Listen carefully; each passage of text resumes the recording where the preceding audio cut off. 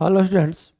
आज हम लोग जेईई एडवांस 2022 में पूछे गए हीट एंड थर्मोडायनेमिक्स का क्वेश्चन डिस्कस करते हैं। देखिए क्वेश्चन क्या है। ए बबल है surface tension S, ideal gas inside the bubble has ratio of specific heat 5/3। The bubble is exposed to atmosphere and it always retains its spherical shape. When atmospheric pressure is P alpha 1, radius of bubble is found to be R1 and temperature of enclosed gas is T1. When atmospheric pressure is P alpha 2, the radius of bubble and temperature of enclosed gases are R2 and T2 respectively. Which of following statements is are correct?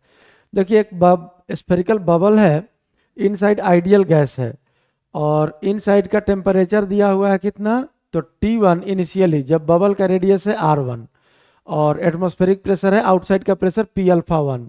उसी तरह से pressure change हुआ, atmospheric pressure P alpha 2 हो गया तो radius और temperature दोनों बदल गया, R2 और T2 हो गया।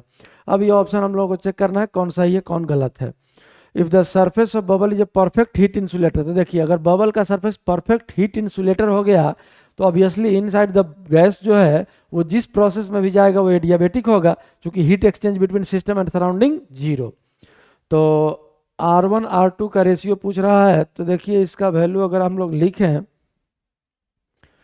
तो बबल के इनसाइड एक्सेस प्रेशर जो होता है ये P अल्फा 1 है, तो इनसाइड का प्रेशर का फॉर्मूला एक्सेस प्रेशर का क्या लिख सकते हैं, P minus P alpha 1 equals 4s by radius R। तो रेडियस R1 है तो रेडियस R लिखेंगे, R1 लिखेंगे।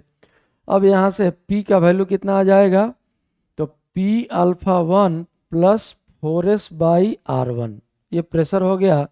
अब अगर हम लोग एडियाबेटिक प्रोसेस के लिए प्रेशर और वॉल्यूम का रिलेशन यूज करें तो पीवी का power gamma equal to constant. तो initial pressure P alpha 1 plus 4s by R1 और वॉल्यूम हो गया आपका 4/3 pi R1 cube whole to the power gamma. Gamma का वैल्यू देखिए कितना दिया है, गामा का वैल्यू दिया 5/3 इक्वल्स फाइनल प्रेशर जो होगा, तो जब इसका रेडियस चेंज किया R1 से R2 हो गया, ये रेडियस R1 है, रेडियस चेंज हुआ है R1 टू R2, तो उस समय इनसाइड का प्रेशर हो जाएगा, बाहर का pressure P alpha 2, atmospheric pressure भी चेंज हुआ था क्वेश्चन में देखे अभी हम लोग, और प्लस 4s बाई R2 और into 4/3 pi R2 whole cube to the power 5/3। यहाँ से ये 3 कैंसिल हो जाएगा। अब यहाँ से अगर हम लोग सॉल्व करें तो R1 by R2 whole power 5 equals P alpha 2 plus 4s by R2 divided by P alpha 1 plus 4s by R1, ये रिजल्ट आएगा। लेकिन यहाँ देखिए ध्यान से रिजल्ट क्या है, तो पावर 5 तो है लेकिन यहाँ 2s by R2 2s by R1 है, तो ये ऑप्शन पहला ऑप्शन गलत हो गया आपका। दूसरा ऑप्शन पढ़ते हैं हम लोग। If the surface of bubble is perfect heat insulator, फिर से वही adiabatic process, then total internal energy of bubble including its surface energy does not change with external atmospheric pressure. नहीं, ये भी गलत है। क्यों? क्योंकि जब रेडियस चेंज हुआ है मतलब इनसाइड द जो आइडियल गैस है इनसाइड द बबल वो कुछ ना कुछ वर्क जरूर करेगा, और जब वर्क करेगा तो इंटरनल एनर्जी और सरफेस एनर्जी का भी कांस्टेंट नहीं हो सकता है, तो सेकंड ऑप्शन भी यहाँ गलत ही है। अब देखिए थर्ड ऑप्शन क्या बोल रहा है, if the surface of bubble is a perfect heat conductor.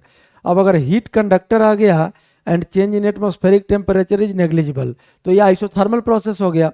Isothermal process का इक्वेशन तो हम लोग यहीं लिख लेंगे। तो आइसोथर्मल का प्रोसेस का इक्वेशन क्या होता है, P1 V1 equal to P2 V2, पढ़े होंगे आप लोग।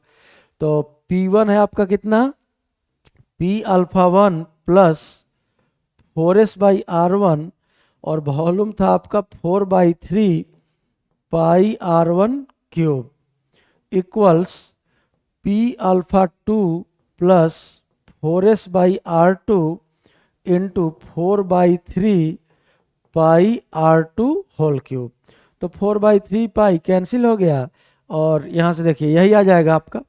R1/R2 का होल क्यूब, क्यूब तो यहाँ है ही, R1/R2 का whole cube equals P alpha 2 plus 4s/R2, P alpha 2 plus 4s/R2 divide by, इस ब्रैकेट से इधर डिवाइड हो जाएगा, क्रॉस मल्टीप्लाई यही कर लेंगे तो यही सेम इक्वेशन आ जाएगा आपका, मतलब सी ऑप्शन आपका करेक्ट है।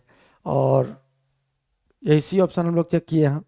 और फोर्थ ऑप्शन देखिए, फोर्थ ऑप्शन क्या है, if surface of bubble is perfect heat insulator, फिर से हीट इंसुलेटर आ गया, फिर से adiabatic process, then T2/T1 whole power 5/2 P alpha 2 plus 4, temperature और प्रेशर का रिलेशन है। तो एडियाबेटिक प्रोसेस के लिए टेम्परेचर और प्रेशर का रिलेशन क्या होता है आप लोग जानते होंगे, P⁻1 minus gamma into T⁻ gamma equals constant. इसको आप अगर चाहें तो इस रिलेशन को आप लिख सकते हैं, क्योंकि 1 माइनस गामा ये तो नेगेटिव हो जाएगा, तो इसको हम लोग लिख सकते हैं T⁻ gamma divided by P⁻ gamma minus 1 equals constant. अब इसी रिलेशन को लिख लीजिए और सिंप्लीफाई कीजिए, देखिए क्या आता है। तो इस रिलेशन को अगर लिखे तो इनिशियल टेम्परेचर क्या है T1 whole power gamma, gamma मतलब पावर हो गया आपका 5/3 और डिवाइड बाई प्रेशर, प्रेशर क्या था initial P alpha 1 plus 4s/R1 और इसका पावर हो जाएगा गामा माइनस 1, 5/3 माइनस 1 हो जाएगा आपका कितना 2/3 और इक्वल्स फाइनल लिखें अगर हम लोग तो T2 5/3 divide by P alpha 2 plus 4s/R2 whole power 2/3, gamma minus 1 तो वही रह जाएगा सेम। अब यहाँ से देखिए अगर दोनों तरफ हम लोग लेफ्ट हैंड साइड और राइट हैंड साइड दोनों तरफ अगर क्यूब कर लें तो पावर का डिनोमिनेटर वाला पार्ट 3 हर जगह से कैंसिल हो जाएगा, और कैंसिल होने के बाद अगर हम लोग इस इक्वेशन को लिखें तो T1/T2 to the power 5 T1/T2 to the power 5 equals आ जाएगा, ये जाएगा क्रॉस मल्टीप्लीकेशन ऊपर, तो P alpha 1 plus 4s/R1 divide by P alpha 2 plus 4s/R2 का होल स्क्वायर। अब अगर दोनों तरफ पावर हम लोग 1/2 ले लें, मतलब रूट ले लें, तो ये आपका यही ऑप्शन आ जाएगा। ध्यान से देखिए, अगर 1/2 पावर दोनों तरफ ले लें तो 5/2 हो जाएगा, यहाँ पावर का पावर मल्टीप्लाई हो जाता है और यहाँ से ये 2 कैंसिल हो जाएगा, तो P अल्फा 1 प्लस 4s/R1, ये T2/T1 का वैल्यू लिखा है, हम लोग यहाँ सॉल्व किए हैं T1/T2, तो यहाँ से अगर एक लाइन और एक टर्म और लिख लें हम लोग तो क्या आ जाएगा, ये T2/T1 का पावर 5/2 पावर 1/2 लिए हैं equals P alpha 2 plus 4s/R2 divide by P alpha 1 plus 4s/R1। यही आपका ऑप्शन डी भी सही है, यही आपका इस क्वेश्चन का सॉल्यूशन है।